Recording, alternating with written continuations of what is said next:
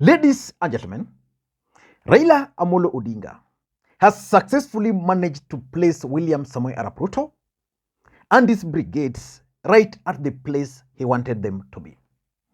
And moving forward, William Ruto and his brigades will be spending much of their time defending their presidency.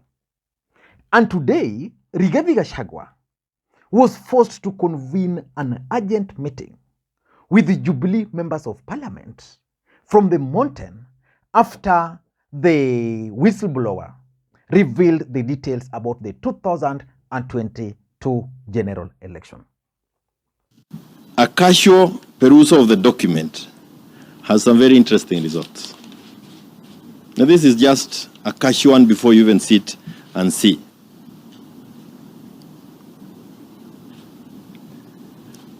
What we have seen in one of the pages is that at one point, 144 constituencies had their results verified.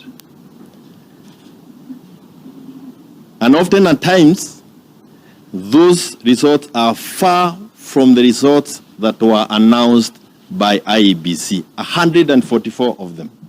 In this video, I want us to discuss why Rigathi Gachagua had to convene that particular meeting. Without doubt, where manipulation was heaviest was within Mount Kenya region. And for me, I feel vindicated. We did so much within Mount Kenya region, and it was unbelievable to be told that Raila Odinga only got 800,000 votes from our region. When you continue analyzing the report, because that's the responsibility of every one of us, you'll come across figures that will shock you. I will give you one or two. In Kiaraho, for example, Raila Odinga beat Ruto. Raila got 434,000 votes, 501.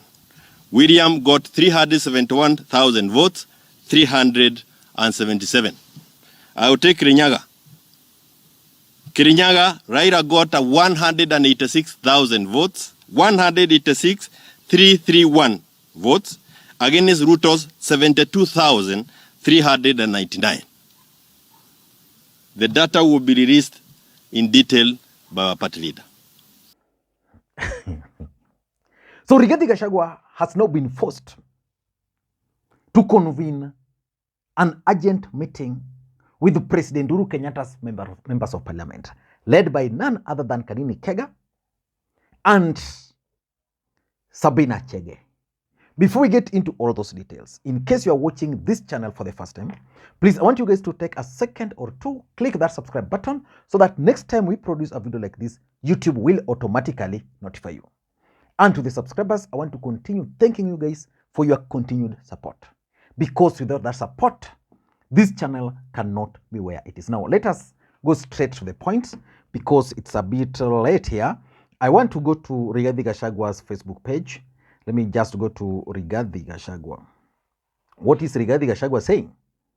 Rigathi Gachagua posted this after this meeting, that today I hosted members of parliament from Jubilee, our former party, at Harambee House Annex. They are David Kiaraho or Kalou, Kanini Kega, EALA, Sabina Chege, nominated, Irene Njoki, Bahati constituency, Zachary Kwenya, Kinangop MP, Dr. Shadrack Mwiti, South Imenti, Makwiny, Embakasi South, Amos Mwago, Starehe constituency, Dan Karitho, KK, Igembe Central, and Stanley Mudhama, Lamu West, and Lamu Senator Joseph Githuki. We discussed issues touching on development in the respective areas of representation. Elections are over, and we must work together irrespective of our political affiliation. That is the point I want you to mark, and is concluding, indeed, His Excellency William Ruto and I have agreed that 2023 is the year of work, and we have to put the interest of the people first to build back our economy. Just briefly on this particular statement, he's saying that elections are over and we must work together irrespective of our political affiliation. The same today, Rigathi Gachagua was busy addressing people how Uhuru Kenyatta wanted to arrest them during Mwai Kibaki's burial. You know, it's very interesting. At the same time, William Ruto just the other day was busy telling Kenyans how Uhuru Kenyatta wanted to to abduct Wafula Chebukati. I'm not sure whether today they also talked about Uhuru, abduction, Wafula Chebukati, and the rest. They have not done that because of the impact of that particular statement and actually the pressure they are getting out of the IEBC whistleblower. And it's also saying that Ruto and I have agreed that 2022 is the year of work and we have to put our interest first. Then if you go to Kanini Kega, for example, because I want us to look at the objective of this meeting, Kanini Kega, if you go to Kanini Kega's page, this is what Kanini Kega posted. Warmly hosted by the Deputy President, His Excellency Rigathi Gachagua at his office today, all Jubilee elected MPs attended. The mountain is more united than ever. So the question is, if Kanini Kega is talking of all Jubilee elected MPs, okay, it's very specific. I thought he didn't specify. It's very specific about Mount Kenya. Why would Rigathi Gachagua meet specifically Jubilee MPs from the mountain? That is the question we want to look at. And before we do that, in case you are watching the channel for the first time, please just take a second or two, click that subscribe button so that next time we produce a video like this, YouTube will automatically notify you. And to the subscribers, I want to continue thanking you guys for your continued support. Because without that support, this channel cannot be where it is. Now, let us get straight to the point. Why do you think Rigathi Gachagua decided to finally meet Jubilee elected leaders? Why do you think he did that? For me, number one, is trying to conceal the evidence. According to that particular report, rigging took place majorly in the mountain. Well, of what consequence? And of what consequences that the truth is now finally out. If you look at the IEBC portal, you will not get such data. The truth is finally out. No wonder there are reports that at the IEBC, they are interrogating people to find out who let the cat out of the bag. And because rigging took place majorly in the mountain, the members of parliament who are elected there, people like the Kalou member of parliament, people like Mwiti, Dr. Mwiti from Shadrack Mwiti from Meru, those people can actually tell the world the whole story because they participated in that election. So to conceal all this evidence, it means he has to do one thing: identify all elected members of parliament from the mountain, including people who are nominated like Sabina Chege because they had interest in that election, talk to them and tell them to slow down. Moving forward, you'll not hear Kanini Kega talking about this. You'll not hear Sabina Chege talking about this. So that was the first objective. And if you ask me, he has already achieved it. The second objective of meeting the Mount Kenya members of parliament is to isolate Uhuru Kenyatta. You know, Uhuru Kenyatta is the leader of Jubilee Party. And Uhuru Kenyatta had a few members of parliament elected on his party ticket. And if these elected members from Uhuru Kenyatta's party can attend Rigathi Gachagua's meeting and agree that no politics. So it means the next day, if Uhuru Kenyatta will convene Jubilee parliamentary group meeting, there's a chance that these guys will not attend. Why would Rigathi Gachagua isolate Uhuru Kenyatta? It's simple. If you isolate Uhuru Kenyatta, then it means you automatically isolate Raila, you automatically isolate Azimio from the mountain. And by isolating Uhuru Kenyatta, it is simple that these members of parliament will counter any other thing Uhuru Kenyatta and Raila Odinga will be planning, especially in terms of the results.